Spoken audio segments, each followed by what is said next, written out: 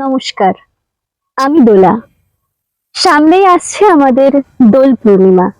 সেই দোল পূর্ণিমাকেই কেন্দ্র করে আজকে আমি একটি কবিতা আপনাদের শোনাতে চলেছি।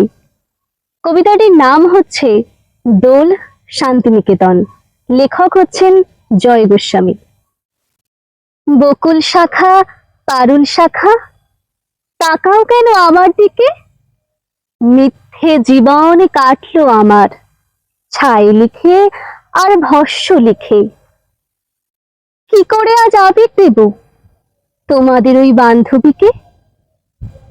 শান্ত বলে জানতে আমায়, কলঙ্কহীন শুদ্ধ বলে, কিন্তু আমি নরক থেকে সাঁতরে এলাম। তখন আমার শরীর থেকে গরম কাদা গড়িয়ে পড়ছে, রক্ত কাদা। হঠাৎ তোমায় দেখতে পেলাম বালিকাদের গানের দলে। সত্যি কিছু লুকোচ্ছি না, প্রাচীন তপবনের ধারে তোমার বাড়ি কখন যাব?